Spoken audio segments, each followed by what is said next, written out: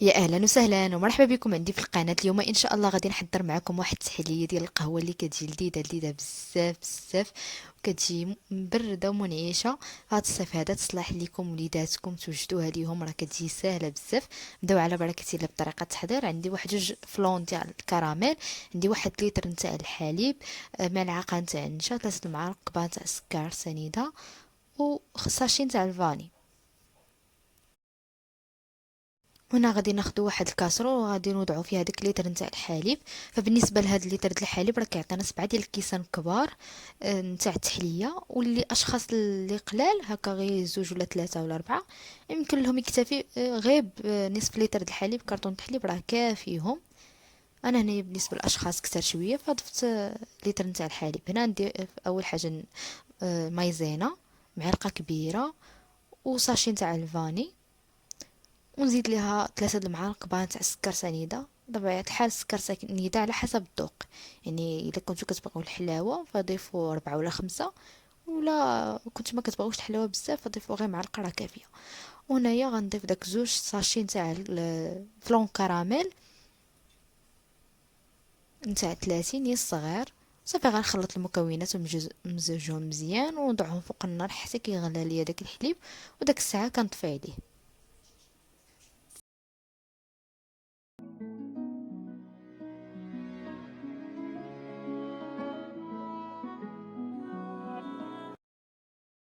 وهنايا نجيب كؤوس ديال التقديم، وغنجيب بسكويت تاع ايو ولا اوريو اللي كيعطي مذاق ديال الكاكاو. كيكون فيه مذاق الكاكاو هو اللي استعملوا في التحليه هذه، كيتواتى بزاف مع القهوه والكاكاو والفلون كراميل، كيجي مواتي بزاف بزاف.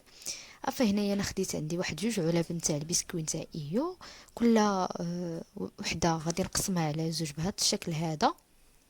ولا بغيتو تحيدوا لهداك الشكل تحيدوه، ما بغيتوش خليوه. انا هنايا خليته، ها ما حيدتوش. صافي هنا في كل كاس تقريبا ندير واحد زوج نتاع البسكوي، يعني 4 مقسومين. وغادي نبدا نوضع في كل كاس واحد الزوج.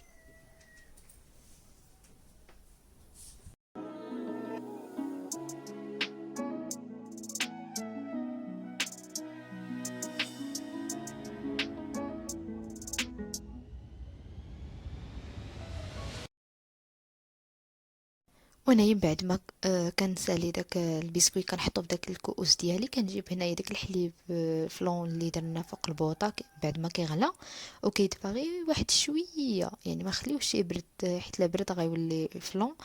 كنضيفوا لهداك البسكوي اللي وضعنا ديال اي ولا اوريو اللي كتحبوا نتوما. المهم آه، ولكن النكهه اللي كتكون ديال الكاكاو كيكون احسن، كيجي مواتي في هاد التحليه هادي.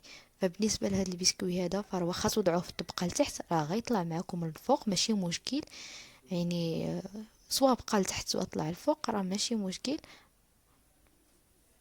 صافي يعني كما كتشوفوا محدي كنوضعنا هذاك الحليب وهو كيطلع ليا الفوق باش كيجمد غيجمد عليه من الفوق.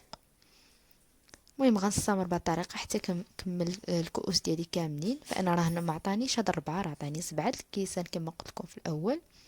وتقدا تاع هاد الكؤوس هادو يعني كبارين.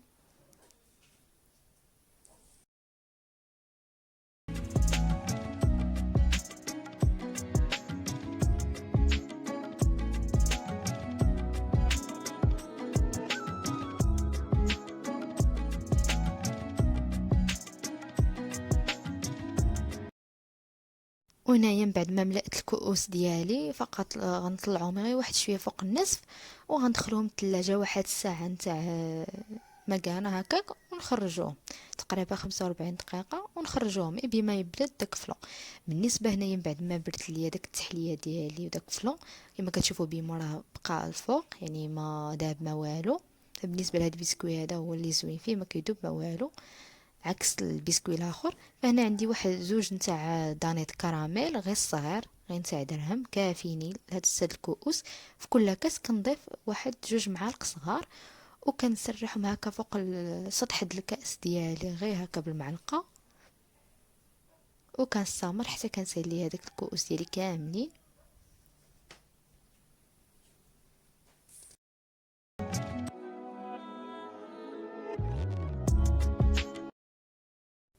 وهنايا من بعد ما عمرتهم داك الدانيط نتاع الكراميل من الفوق، فغندخلوهم الثلاجه غير بما نوجدوا داك الكابوتشينو ديالنا من الفوق او الرغوه نتاع القهوه. صافي هنا ندخلهم الثلاجه وغنجي غنحضر داك الكابوتشينو من الفوق. هنايا جبت الهاشوار ديالي وغنضيف ليه تقريبا واحد 3 المعالق صغار نتاع نيسكافي سريع الذوبان. فهاد العمليه هادي اللي غنديرها في الهاشوار دغيا غادي تفتح ليا داك الكابوتشينو احسن من الضراب ولا القرعه. هاد الهاشوار هذا راه كيجي فيه داك الكابوتشينو زوينه بزاف.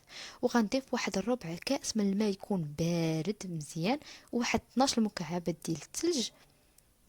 وبالنسبه هنا راه المقطع تقطع ليا، وغنضيف حتى نصف مقادير نتاع نسكافي فنفسهم نتاع السكر سنيده، 3 المعالق كبار صغار عفوا نتاع نسكافي وثلاثة المعالق صغار نتاع سنيده سكر سنيده. وغنطحنهم مزيان تقريبا واحد 3 دقائق ولا 4 دقائق حتى كيولي ليا بحال شكل يعني سحابه رغوه. وداك الساعه عاد كنحبسو. صافي هنا غادي نسامر كنطرب مزيان في داك الهاجوار ديالي.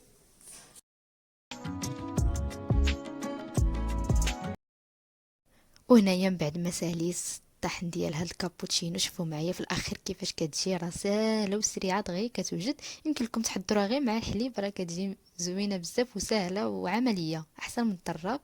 صافي هنايا من بعد ما كنخرج داك الكؤوس ديالي من الثلاجه كنجيو كنوضع فيهم داك الكابوتشينو ديالنا وكنوضعها هكا من الفوق طبقه اخيره.